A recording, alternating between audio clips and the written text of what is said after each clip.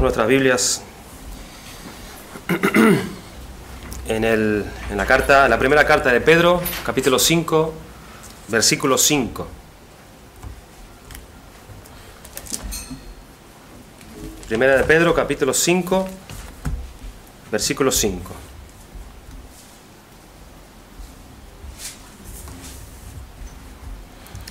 Dice la palabra de Dios: igualmente, jóvenes, estad sujetos a los ancianos, y todos sumisos unos a otros, revestidos de humildad, porque Dios resiste a los soberbios y da gracia a los humildes.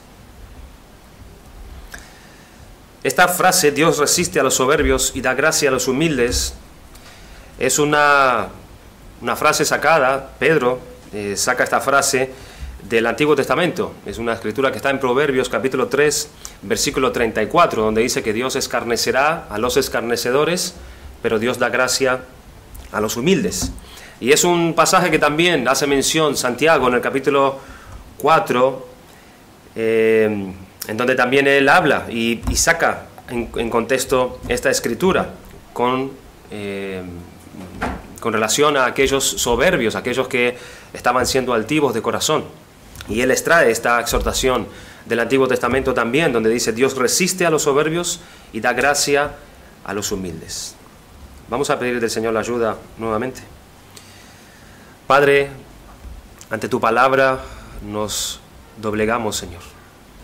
Rogamos para que tú seas aquel que desde los cielos nos des el temor que necesitamos y el temblor para estar delante de ella.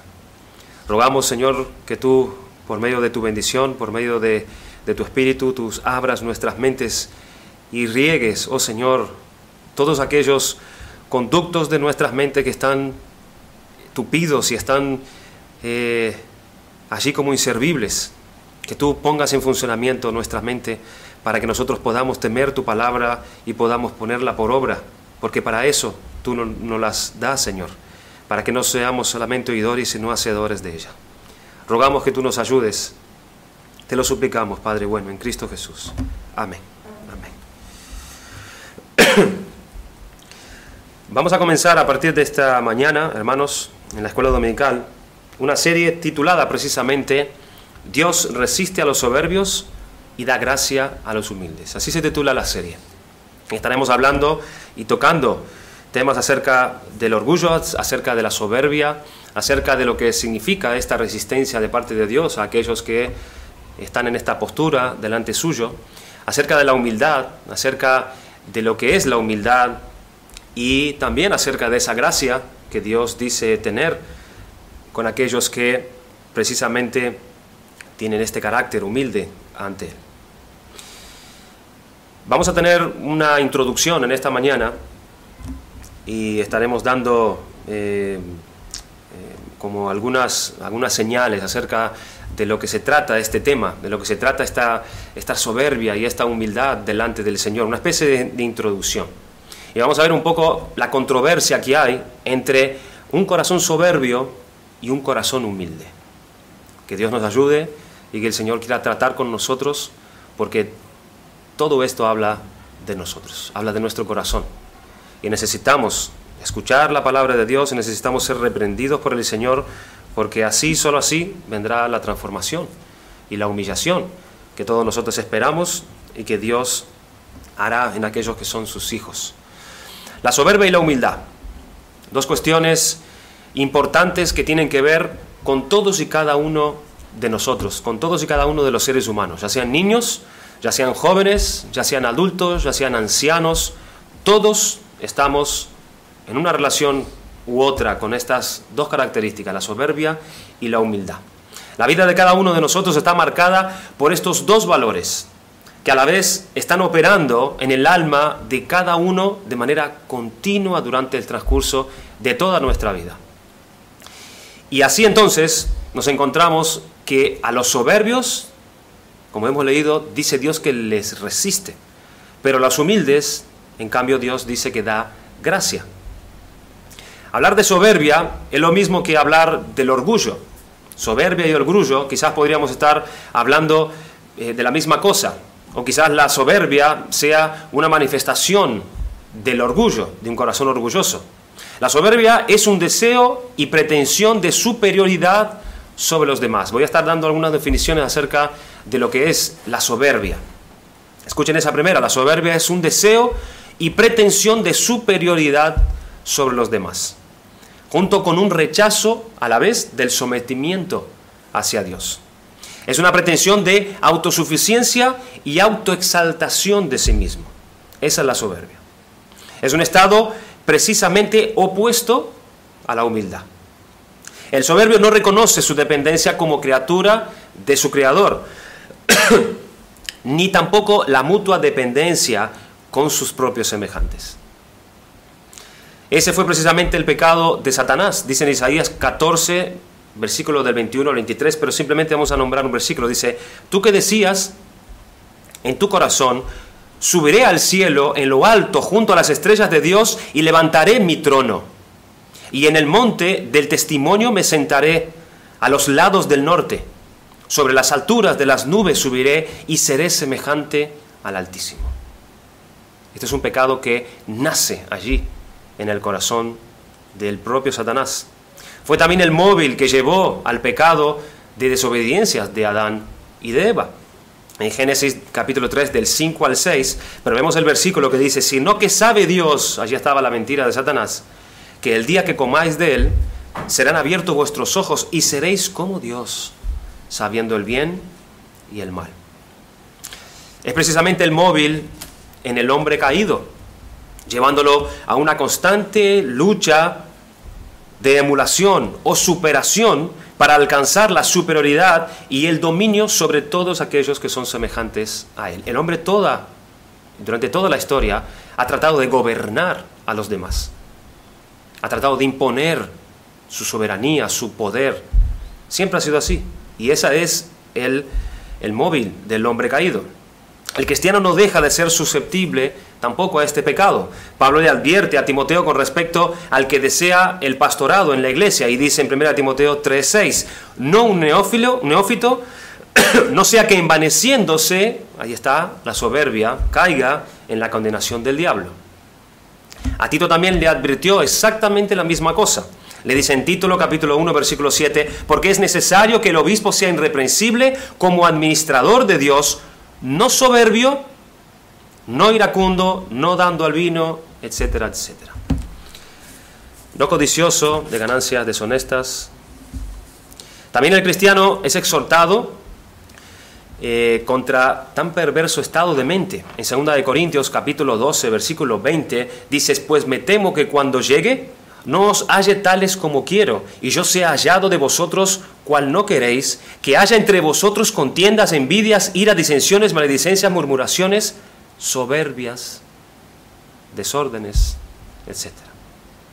La soberbia es el ideal del hombre pagano, que marcha en busca del ser el superhombre, idealizando su propia fuerza, idealizando la agresividad y la mutua competencia, desdeñando y desechando la compasión y la ayuda a los débiles como contraproducente para lo que considera como el avance hacia su hombre nuevo. ¿No era ese el ideal del propio Adolf Hitler?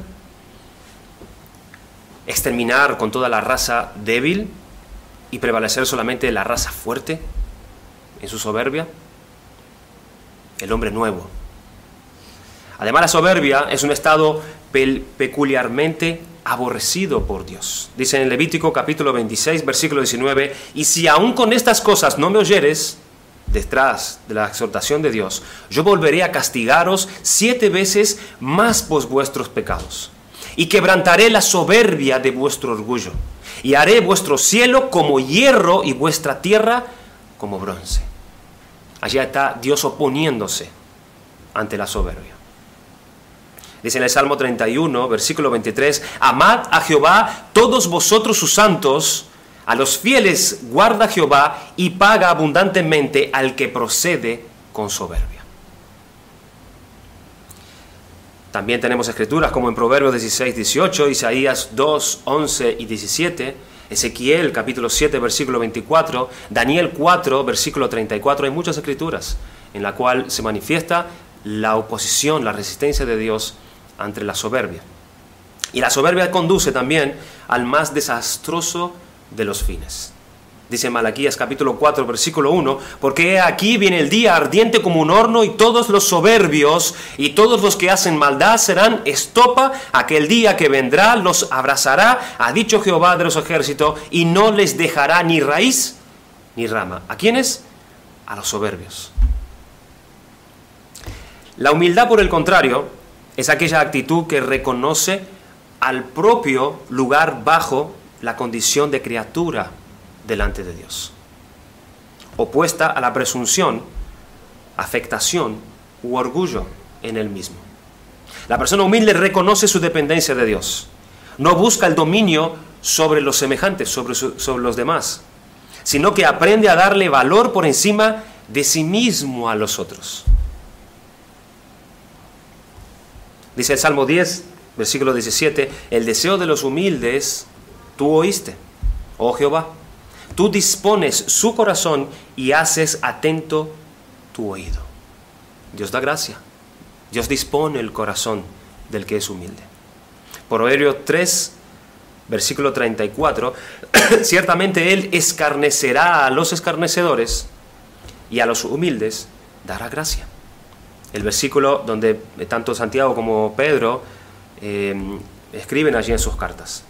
O Proverbios 29, 23, porque así dijo el alto, Isaías 29, 23, porque así dijo el alto y sublime y el que habita la eternidad y cuyo nombre es el santo. Yo habito en la altura y la santidad y con el quebrantado y humilde de espíritu.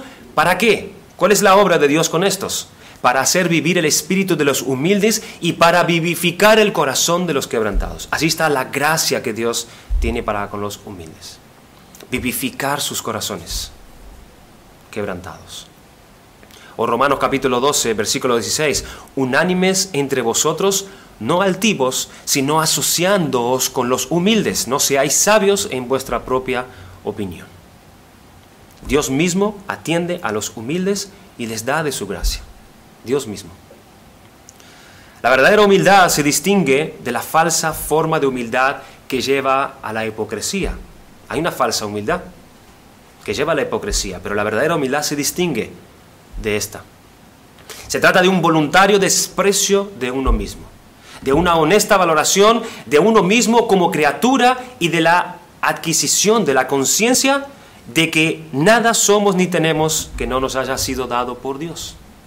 Hay una conciencia real de eso y vive en consecuencia. Y que todo ello a la vez es un fin para que nosotros podamos servir con la actitud de corazón regida por el Espíritu Santo y descrita bajo el nombre de fruto del Espíritu en su multiformidad. Según Gálatas capítulo 5, versículo 22 y 23. Sobre la base del orgullo y de la humildad, entonces, tenemos que decir que se está llevando a cabo la gran controversia en cada hombre y en cada mujer. Y la pregunta es, ¿cuál de estas dos triunfará? ¿Cuál de estas dos triunfará? Esto se deja ver en lo que cada uno va encontrando en la vida. Pero ¿qué prevalece? ¿El poder de la gracia de Dios o el poder de nuestro corazón orgulloso y soberbio? Es una buena pregunta. Esta es la cuestión, porque en definitiva, cada ser humano vivirá apoyado en su poder, en su debilidad, en sus habilidades, en sus razonamientos y consejos para confiar en sí mismo y tratar de alcanzar el bien y la dicha en su vida, o, por el contrario, vivirá apoyado en Dios, en su palabra, en su obra, porque no es suficiente en sí mismo y lo sabe, para buscar aquello que él aspira en su vida. La dicha eterna del hombre y su verdadero bien, o su maldición eterna y su verdadero mal, depende de esta decisiva controversia que se plantea en nuestra alma: el orgullo, la soberbia o la humildad. Tratemos de despertar nuestro interés en algo tan delicado, tratando de ver y tratando de percibir el peso tan grande que esto tiene, mirando lo que Dios nos dice en ellos, en las Escrituras. El orgullo y la humildad. Allí están estos dos temas. Vivimos con estos dos elementos día tras día y pensamos en base a ellos, razonamos en base a estos dos elementos. Hacemos, actuamos y decidimos todo en base al orgullo o en base a la humildad. Pero la pregunta es nuevamente, ¿cuál de estos dos prevalecerá en nuestras vidas? Lo que estamos recogiendo, lo que estamos viviendo en nuestras vidas, todo aquello que cosechamos y recogemos, y lo que aún vamos a recoger en el futuro, tanto inmediato como permanente, tiene relación directa con nuestro orgullo o con nuestra humildad. Aquellos que no conocen a Dios, aquellos que no conocen a Dios, que no son hijos de Dios, que no están bajo el favor de su gracia, tiene que ver total o en gran medida por el orgullo que prevalece en su pensamiento y en su alma. Por eso están en la condición que están ante Dios. Tiene que ver totalmente con su orgullo. Por otro lado, aquellos que han venido a conocer a Dios por medio de Jesucristo, aquellos que han conocido la gracia que Dios da por el Evangelio, es porque se les ha concedido un corazón humilde, capaz de oír lo que Dios ha dicho y abrazarlo por la fe. ¿Por qué? Porque Dios da gracia a los humildes, pero resiste a los soberbios. Aquellos que han conocido las miserias de su vida y se han visto en situaciones de aflicción, miren si detrás de eso no hay una medida de orgullo. Quizás toda esa aflicción, toda esa miseria que padecen, quizás es por causa de su propio orgullo. Dice en Proverbios 16, 18, antes del quebrantamiento viene la soberbia. Y aquí no se está refiriendo al quebrantamiento que Dios da para salvación, no. Aquí está hablando de la ruina. Antes de la ruina, antes del quebrantamiento, viene la soberbia. Y antes de la caída, la altivez de espíritu. Hay otra traducción que dice, delante de la destrucción va el orgullo, y delante de la caída la altivez de espíritu. ¿Por qué? Porque el altivo de espíritu no mira a Dios primero. No oye la verdad de la que Dios dice, sino que él oye su propio corazón. Incluso hijos de Dios que han conocido o conocen agudas aflicciones, pueden que esté detrás el trato sabio de Dios contra el orgullo y el enaltecimiento en su propio corazón. Esta era la razón del aguijón de Pablo, por ejemplo, en su carne. 2 de Corintios capítulo 12. Y para que la grandeza de las revelaciones no me exaltara, allí estaba Pablo viendo cosas que nadie había visto, pero él dice que para que la grandeza de las revelaciones no me exaltase, desmedidamente me fue dado un aguijón en mi carne, un mensajero de Satanás que me abofetee. ¿Para qué? Para que no me enaltezca sobremanera, para que no venga la soberbia a dominar mi corazón. Si miramos a uno que conoce a Cristo y teme a Dios y es preservado, fortalecido y bendecido por Él, considera entonces en ese hombre como uno que sabe lo que es la humildad. ¿Por qué? Porque Dios da gracia al que es humilde. Hay un Dios que gobierna desde su trono y mira desde los cielos sobre los hijos de los hombres y que sigue de forma constante e inalterable este principio: resiste a los soberbios y da gracia a los hombres. Cada vez que Dios está mirando a los hijos de los hombres y dando de sus bendiciones o sus maldiciones, es en base a esta frase: la resistencia a los soberbios y la gracia a los humildes. Esa palabra resiste, Dios resiste, es un término militar que indica ponerse en formación de batalla contra un enemigo. Eso significa resistir, es un término militar, ponerse en forma de batalla contra el enemigo, estar en oposición. Dios se opone a los soberbios, les hace frente, Dios les hace batalla a los soberbios. Eso es lo que está diciendo. Dios odia los ojos orgullosos. Proverbios 6, versículo 17. Y Dios también detesta a aquellos que tienen un corazón orgulloso. Proverbios 16, 5. Abominación es a Jehová todo altivo de corazón, ciertamente no quedará impune. Hay un desprecio, hay una oposición de parte de Dios al que es soberbio y orgulloso. El orgullo ocasiona reyertas, ocasiona riñas, ocasionas enfrentamientos en que los rivales se agreden físicamente entre sí. Proverbios capítulo 13, versículo 10. Y lleva a la misma vez a la destrucción. Hermanos, dado de que Dios resiste al soberbio, el creyente debe aprender a odiar entonces el orgullo y a revestirse, como dijo Pedro, de humildad. Porque Dios, sin embargo, estimará a la persona que es humilde y de un espíritu contrito. Isaías 66, 2. Mi mano hizo todas estas cosas, y así todas estas cosas fueron, dice Jehová. Pero miraré a aquel que es pobre y humilde de espíritu y que tiembla ante mi palabra. ¿Qué significa pero da gracia? Vimos lo que significa esa resistencia de Dios. Dios planta batalla contra aquel que es soberbio. Pero dice que da gracia. ¿Qué significa el dar gracia al que es humilde? Bueno, es la complacencia de Dios. Es la complacencia de Dios. Es su buena voluntad y sus favores que están dirigidos hacia los humildes. Eso es, pero da gracia. Son sus favores. La gente orgullosa tiende a ser amiga del mundo. ¿Por qué? Porque sabe que no es Dios, sino el mundo quien se está satisfaciendo su orgullo. En contraste con esto, la gente humilde se da cuenta de que depende completamente de Dios. Ellos están agradecidos porque Él les provee de una gracia abundante que llena sus vidas hasta el punto de rebasar. Pero el orgullo impide la gracia de Dios. El orgullo impide el favor de Dios. El orgullo impide que la persona reciba las bendiciones de Dios. El orgullo entra en el corazón humano porque el hombre se mide con medidas humanas y no con las medidas de Dios. Pero el creyente que vive en una comunión constante con Dios, que desea hacer la voluntad de Dios en todas las cosas y que demuestra el amor del Señor Jesús, es quien recibe la gracia abundante de Dios en su vida.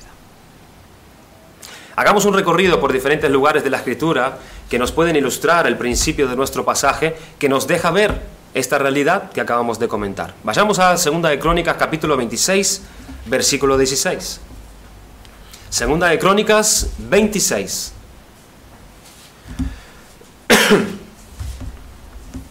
Tenemos allí la historia del rey Usías. 2 de Crónicas, capítulo 26, versículo 16. Dice: mas cuando ya era fuerte, hablando del rey Usías, su corazón se enalteció para su ruina, porque se rebeló contra Jehová su Dios, entrando en el templo de Jehová para quemar incienso en el altar del incienso. Este rey, el rey Usías, fue un rey que estuvo muchos años en el trono de Judá y anduvo rectamente delante de Dios. Dice el versículo 3 y 4, de 16 años era Usías cuando su madre fue Jecolías de Jerusalén, e hizo lo recto ante los ojos de Jehová conforme a todas las cosas que había hecho Amasías su padre, hasta el punto de que preparó un poderoso ejército y se dedicó a la investigación y a desarrollar una tecnología por lo que fue conocido en todos aquellos reinos. Dice el versículo 14 y 15, lean conmigo: y Usías preparó para todo el ejército escudos, lanzas, yelmos, coseletes, arcos y hondas para tirar piedras.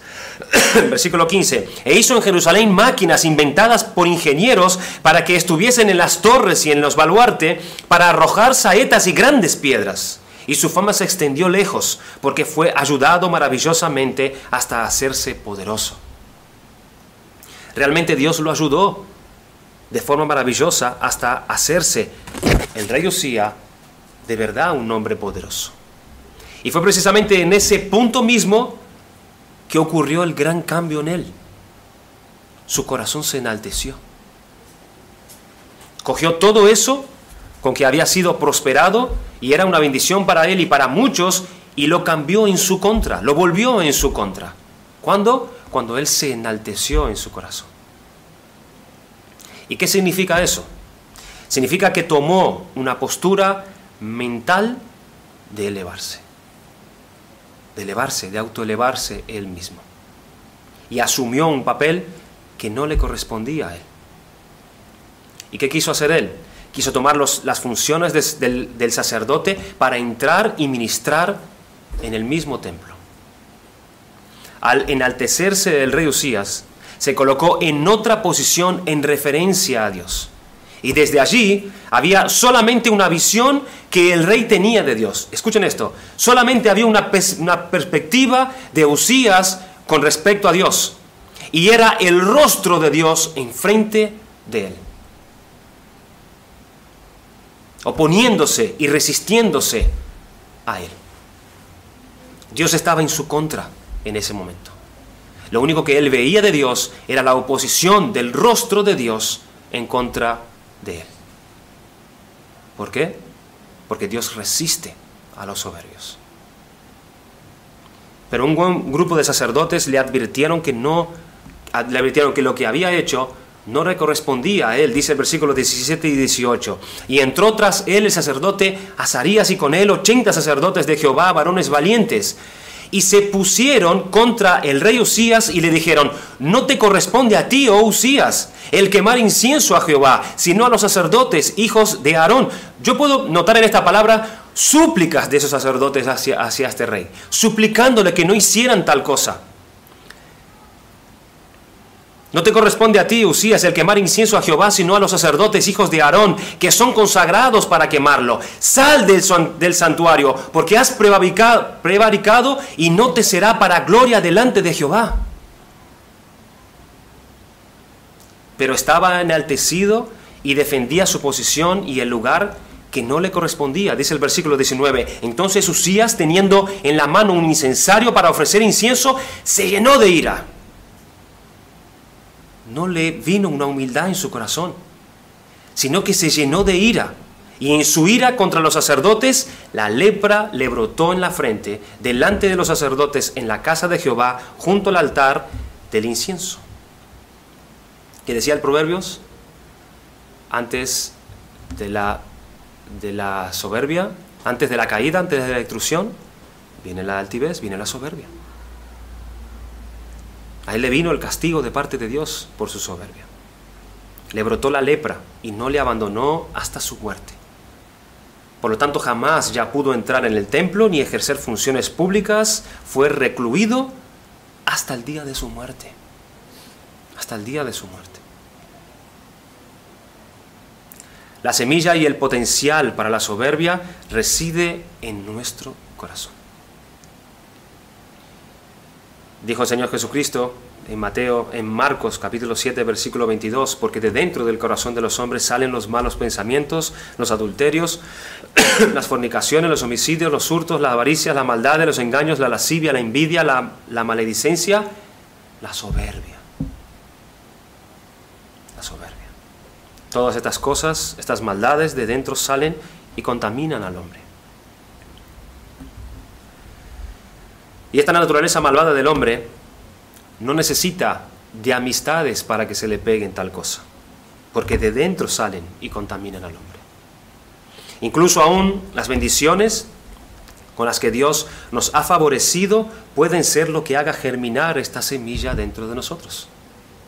El orgullo hace que nos inflemos, que nos pongamos en una posición que no nos corresponde, y así nos coloca enfrentados cara a cara contra Dios. Tenemos el ejemplo de otro rey, el rey Ezequías, Segunda de Crónicas, un poquito más adelante, capítulo 32. Segunda de Crónicas, capítulo 32, versículo del 24 al 25. En aquel tiempo Ezequías se enfermó de muerte y oró a Jehová, a quien le respondió y le dio una señal. Versículo 25, mas Ezequías no correspondió al bien que le había sido hecho, sino que se enalteció su corazón y vino la ira contra él y contra Judá y Jerusalén. Este pasaje nos resume el capítulo final de este gran rey, el rey Ezequías. También un hombre que reinó bajo el temor de Dios, que se preocupó en establecer el templo y la adoración a Dios, la verdadera adoración a Dios, y conoció la mano poderosa de Dios con ellos en muchas de las campañas militares que él hizo incluso. Y notorio entre ellas fue la batalla contra los asirios, que vinieron a invadir Jerusalén. Dios le dio una gran victoria con este inmenso enemigo. Versículo 32, Capítulo 32, versículo 21. Y Jehová envió un ángel, el cual destruyó a todo valiente y esforzado, y a los jefes y capitanes en el campamento del rey de Asiria. Este se volvió, ¿cómo dice? ¿Alguien me puede leer? A su tierra. Y entrando en el templo de su Dios, allí lo mataron a espada sus propios hijos. Y nadie se atrevía tampoco a hacerle frente a este rey, al rey Ezequías, versículo 22 y 23. Así salvó Jehová a Ezequías y a los moradores de Jerusalén de las manos de Sennacherib, rey de Asiria, y de las manos de todos, y les dio reposo por todos lados. Y muchos trajeron a Jerusalén ofrenda a Jehová y ricos presentes a Ezequías, rey de Judá, y fue muy engrandecido delante de todas las naciones después de esto. No había enemigo que se levantase. Pero se levantó un enemigo. Y ese enemigo se levantó desde dentro mismo. Y no pudo frenarlo. Cuando estaba en reposo por todas partes y todos le honraban, apareció este otro terrible adversario al cual él sucumbió. A saber, la soberbia, el orgullo, el enaltecimiento. ¿No le recuerda a otro rey que estuvimos observando hace poco tiempo? El rey Salomón. Dice que el rey Ezequías cayó enfermo de muerte. Y dice que él oró al Señor por su sanidad y Dios le concedió la sanidad. Pero aconteciendo que viniendo unos emisarios del rey de Babilonia para expresarle su alegría por su recuperación, esto lo vemos en 2 de Reyes capítulo 20, versículo 12, él les mostró toda su casa, él fue y les mostró todos sus poderes y todos sus dominios, pero lo hizo, como dice en nuestro pasaje, enalteciéndose en su corazón, poniéndose en una posición elevada, inflándose a sí mismo. Y esto lo relata el profeta Isaías, cuando le vinieron a preguntar, ¿a qué vinieron estos hombres? Y él mismo confiesa que los hizo pasar y les mostró toda su riqueza, todo el palacio a sus enemigos. Pero en una postura de enaltecido, de orgulloso, de soberbio. No pudo contra ese enemigo que se hallaba agazapado en su corazón, que le llevó a alabarse, tomar una gloria que no le correspondía a él. Y esta soberbia que le vino en su corazón lo puso en oposición directa contra Dios, a quien el rey había servido de manera tan notoria y que tanto bien le había hecho. Esta soberbia de su corazón le puso allí donde la ira de Dios vino sobre él y sobre este pueblo que tan digna y provechosamente había gobernado por un tiempo. Veamos otro notorio rey que vemos en esta postura también, el rey Nabucodonosor, una historia que conocemos bien, en Daniel capítulo 4. Vayan conmigo, Daniel capítulo 4, versículo 30 al 32. Daniel capítulo 4, 30 al 32. Habló el rey y dijo: ¿no es esta la gran Babilonia que yo edifiqué para casa real con la fuerza de mi poder y para gloria de mi majestad? Aún estaba la palabra en la boca del rey cuando vino una voz del cielo que decía: a ti se te dice, rey Nabucodonosor, el reino ha sido quitado de ti, y de entre los hombres te arrojarán, y con las bestias del campo será tu habitación, y como a los bueyes te apacentarán, y 7 tiempos pasarán sobre ti, hasta que reconozca que el Altísimo tiene el dominio en el reino de los hombres, y lo da a quien Él quiere. ¿Dije bien? Daniel capítulo 4, versículo 30, 31, 32. Este rey pagano había recibido un sueño de Dios donde le decía todas las cosas que irían a pasar a él en su vida en el futuro. Daniel el profeta se le interpretó a él toda esta visión que él tuvo en sueños, y un año después se desencadenó todo cuanto había soñado este rey. Y paseando un día él por sus terrazas del palacio, donde podría ver la gran Babilonia, Él podría ver allí el gran esplendor de esa ciudad, que sería maravillosamente ante los ojos de cualquier hombre. Una gran ciudad, un esplendor, una maravilla de ciudad. Y esa visión empezó a inflarlo al rey Nabucodonosor, cuando él debía más bien estar asombrado y llevarle a verse más pequeño ante tan majestuoso reino que se le había dado a él. Eso era lo que tenía que haber venido en su corazón. Mira lo que se me ha sido dado. Mira dónde me han puesto, sobre qué me han puesto. Pero sino que Nabucodonosor se puso en el centro de todas las cosas. Lo que había en su mente era: gracias a mí, toda esta ciudad tiene todo este esplendor. Mi fuerza y mi poder, mis facultades están detrás de toda esta grandeza y magnificencia. Esto de seguro es el foco de la admiración y la fascinación de todas las naciones. ¿Y qué cosas y elogios más grandes tendrán que decir de mí todas las personas? ¿Qué cosas este hombre debía de pensar acerca de Dios en ese momento? Al ver toda esta inmensa y grandiosa ciudad que ha podido hacer y tener y organizar, tendría que sentirse humillado, indigno y profundamente agradecido a Dios por lo que había recibido. Pero el orgullo que anidaba en su corazón fue alimentado paseando y observando esa gran ciudad. Él despojó a Dios de su honor. Despojó a Dios de su honor. Y la gratitud y la gloria que le debería de dar solo a Dios, se la atribuyó en ese momento a sí mismo. A sí mismo.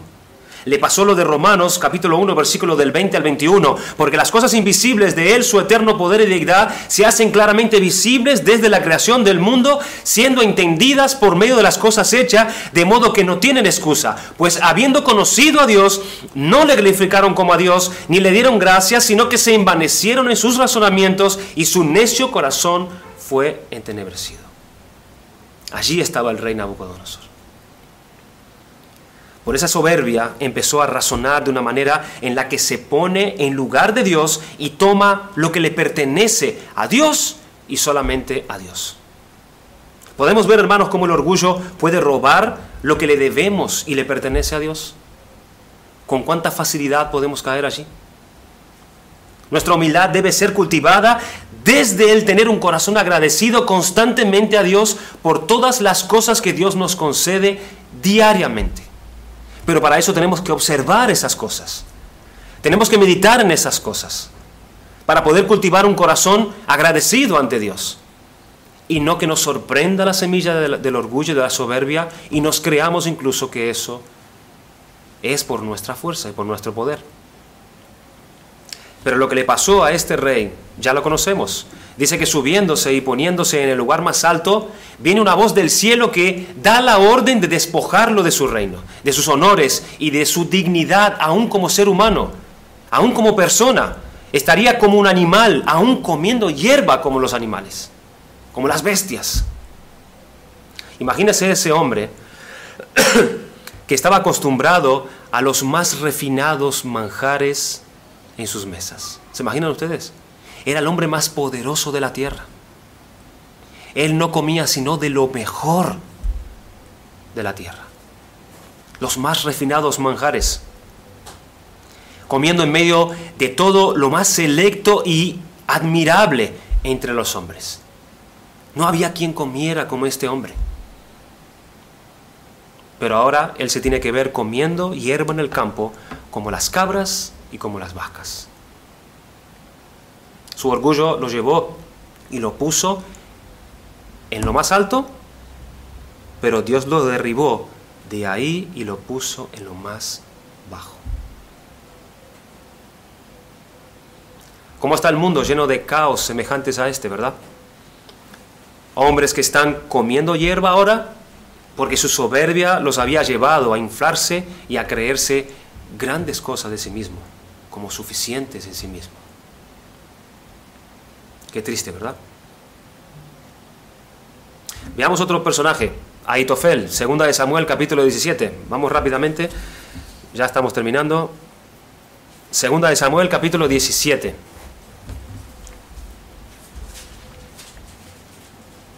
Versículo 23. Segunda de Samuel 17, versículo 23. Pero Ahitofel, viendo que no se había seguido su consejo, enalbardó su asno y se levantó y se fue a su casa, a su ciudad, y después de poner su casa en orden, se ahorcó y así murió y fue sepultado en el sepulcro de su padre. Yo no sé si has leído alguna vez la historia de este hombre, en ese contexto del rey David, de su hijo Absalón. Este hombre sabio, como ninguno en ese tiempo, consejero eminente cerca del rey David, él era un consejero del rey David, en donde David se acercaba a él para consultarle muchas cuestiones. Pero cuando Absalón usurpó el trono a su padre, Ahitofel se puso de su parte. Dios le había concedido a este hombre una claridad de mente prodigiosa. Él podía tener un panorama amplio de asuntos políticos y militares para tomar las decisiones más sabias y aceptadas a favor del rey a quien servía. En este texto nos indica que su orgullo había logrado que él se atribuyera toda esta capacidad y sabiduría a su cosecha. Y gracias a él debía de ser reconocido y tenido por encima de todos los demás sabios. Otra vez la soberbia predominó el corazón de este hombre. Absalón pidió consejo sobre una maniobra militar contra su padre David. Así era la historia. Y Ahitofel da un consejo, pero le salió un competidor llamado Husai. Absalón y sus siervos consideran que este último dio consejo más idóneo que el de Ahitofel. Y observemos qué forma más extraña de proceder de este hombre Ahitofel, tan eminente para resolver situaciones tan difíciles que él acaba de pasar. Su engreimiento no dejó que hubiera otro que pudiera decir algo mejor que lo suyo. ¿Lo ven? Él tiene que estar por encima de los otros, por encima de todos. La envidia, la codicia y los celos le llevaron a pensar que él no podría vivir incluso sin esta posición. Si él no está en lo más alto, ya no vale la pena nada, ni siquiera vale la pena seguir viviendo. Este hombre tan sabio se volvió en un necio por su soberbia, porque en su mente entenebrecida estaba él, que todos le tenían que dar a él y solamente a él la alabanza. Y así lo perdió todo, así lo perdió todo. ¿Por qué? Porque Dios resiste a los soberbios y le priva de sus bienes, le priva de sus bienes. Este hombre fue y se ahorcó. La soberbia nos lleva a vernos mejores que los demás, por encima de los demás. Y ella no soporta que haya alguien por encima de sí. No lo soporta. No lo soporta. Hasta el punto, sí, puedes creerlo, de llegar a quitarte la vida. No soportar eso. Y veamos por último, hermanos, para concluir, a toda una iglesia en este pecado. A toda una iglesia en el pecado de la soberbia. Es una iglesia que está en Apocalipsis, capítulo 3, la iglesia de la Odisea. Apocalipsis, capítulo 3, versículo 15 al 17. Y con esta ilustración estaremos concluyendo. Apocalipsis 3, 15, 17. Yo conozco tus obras. Aquí está Cristo hablando. Que ni eres frío ni caliente. Ojalá fueses frío o caliente. Versículo 16. Pero por cuanto eres tibio y no frío ni caliente, te vomitaré de mi boca. Porque tú dices, yo soy rico y me he enriquecido y de ninguna cosa tengo necesidad. Y no sabes que tú eres un desventurado, miserable, pobre, ciego y desnudo.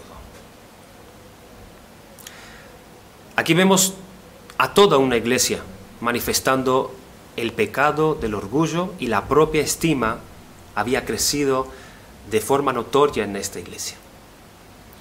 Tenían prosperidad, ellos tenían la verdad del Evangelio con ellos, Y de alguna manera ellos dejaron que la soberbia manejara estos bienes y privilegios de tal manera que se elevara su autoestima hasta el punto de verse encumbrados por encima, allí en lo alto, de sentirse elevados.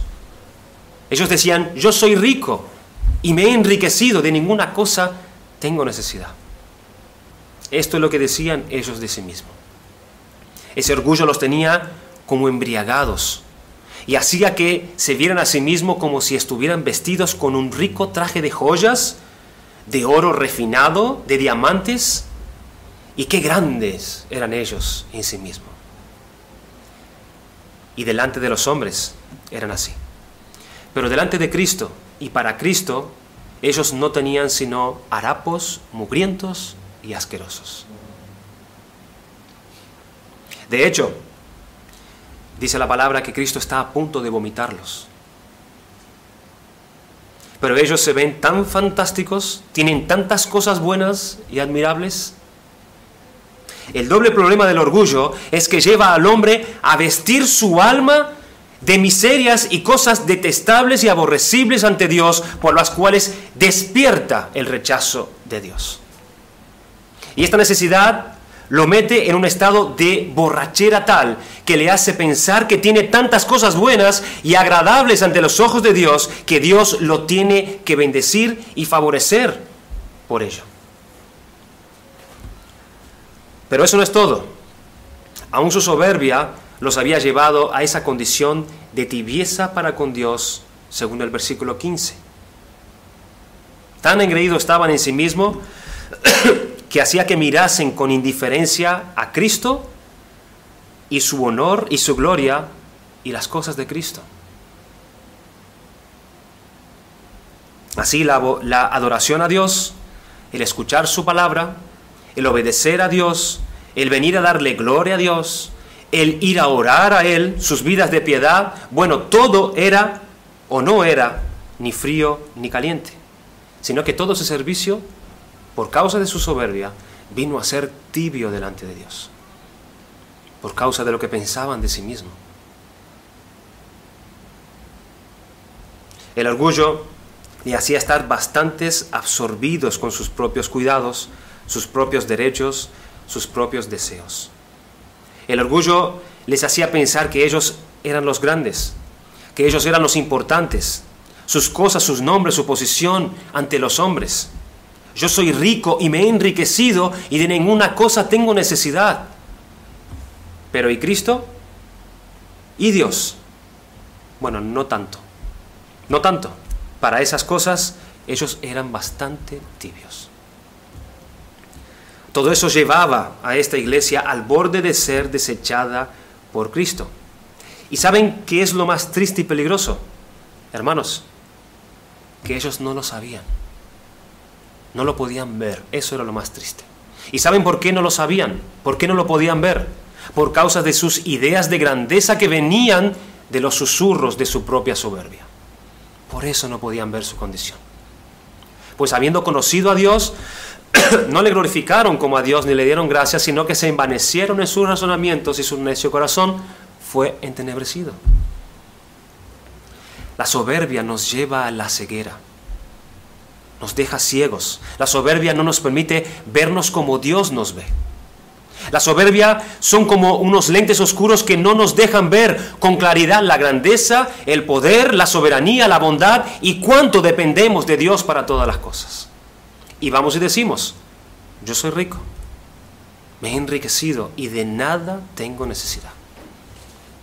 Cuando Cristo, que tiene ojos como llamas de fuego, viene y nos dice la realidad de nosotros, tú eres un desventurado, tú eres un miserable, tú lo que eres un pobre, un ciego y estás desnudo. Esa es tu realidad. Cristo les dijo, yo conozco tus obras, a mí no me engañas, yo conozco tus obras. Cristo conoce lo que tu papá no conoce. Cristo conoce lo que tu mamá no conoce. Cristo conoce lo que tu esposo no conoce. Lo que tu esposa no conoce de ti, Cristo lo conoce. Cristo conoce lo que tu pastor no conoce. Él conoce lo que tus hermanos en la iglesia no conocen. Y aún más, Él conoce lo que ni siquiera tú mismo conoces de ti. Él conoce nuestro corazón. Yo conozco tus obras. Y sé que eres un soberbio. Y sé que eres un orgulloso. Y eres un miserable y pobre. Yo conozco tus obras. Y me opongo. Y me resisto. Dios resiste a los soberbios. Resiste a los soberbios. No existe una bendición más grande en este mundo para cualquier hombre o mujer que Dios esté a nuestro favor. No existe una bendición más grande. Como dice Pablo en Romanos 8, si Dios es por nosotros, ¿quién contra nosotros? Si Dios es por nosotros, si Dios está de nuestro lado, si Dios está a nuestro favor, no hay una bendición más grande que esa, que Dios sea por nosotros. Pero qué maldición más grande para todo hombre o mujer si tenemos al Dios Todopoderoso, al Dios justo, al Dios infinito, en santidad, oponiendo su rostro contra nosotros. No hay cosa, no hay maldición más terrible que esa. Que Dios se resista a un hombre. Que Dios plante batalla contra él.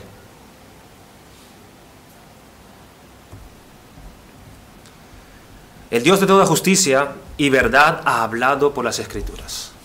El Dios infinito en poder y sabiduría y bondad ha hablado al hombre y le ha dicho cómo el hombre puede librarse de la condición de sus pecados, de su soberbia, y cómo puede reconciliarse con Él y heredar la vida eterna que Él da por pura gracia. Lo ha revelado en su palabra. Y nos dice cómo Cristo ha hecho una obra en su muerte capaz de lograr todo eso a favor del hombre para que Él sea librado de esa resistencia de Dios. Si venimos a poner nuestra confianza en Él y solamente en Él. El humilde de corazón oirá lo que Dios dice en las Escrituras y buscará donde Dios le dice y confiará en la palabra de Cristo y así recibirá el perdón de sus pecados y la reconciliación con Dios y la vida eterna que Dios ofrece por medio del perdón de sus pecados en la muerte de Jesús.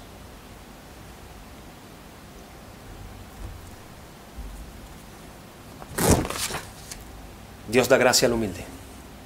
Dios da su favor al humilde. Sin embargo, ese que la soberbia domina en su corazón, también oirá las mismas palabras, las mismas cosas del Dios verdadero y todopoderoso. Pero él tiene sus temores, tiene sus dudas con todo eso. Él cuestiona la palabra de Dios. Él no ve exactamente así como Dios dice en su palabra. Él tiene otras ideas con respecto a esas cosas. Y en tales cosas, Él no confía. Él no confía.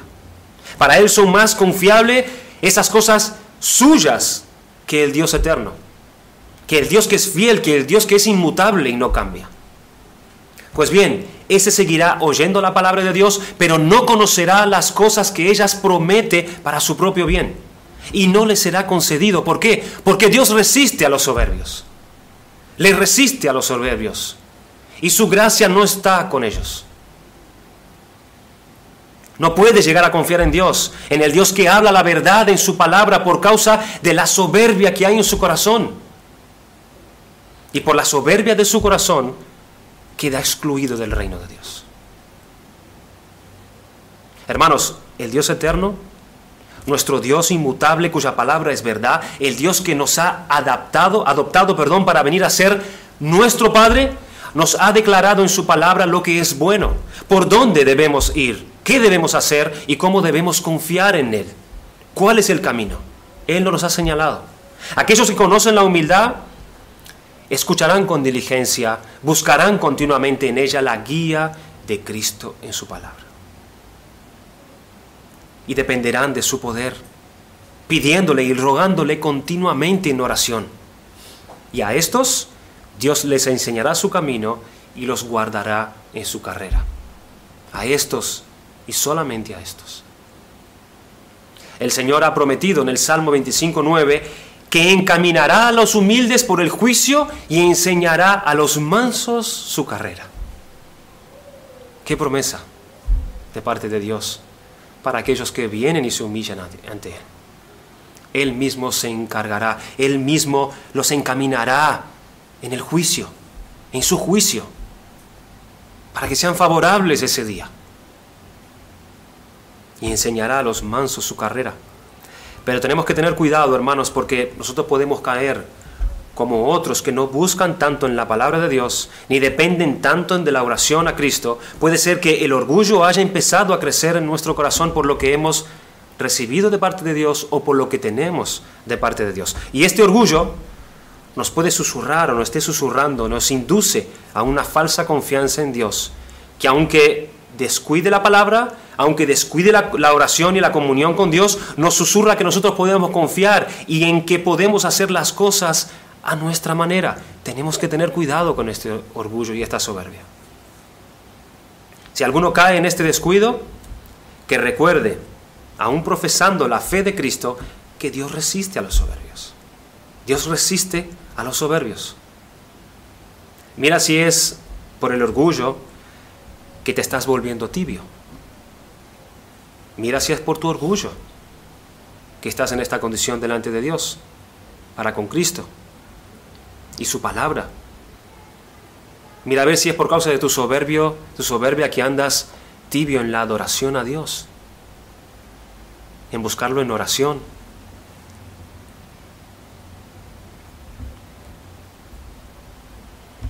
En la obediencia a Él. Estamos en medio de esta gran controversia.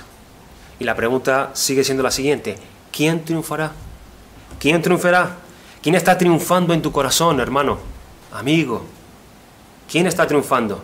De esto depende tu dicha y tu bien aquí en esta vida y también en la vida después de la muerte. Depende de quién esté triunfando en tu corazón.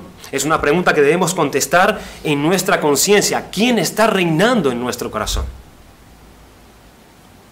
¿El orgullo o la humildad? Porque Dios resiste a los soberbios, pero da gracia a los humildes. Vamos a dar gracias al Señor por su palabra.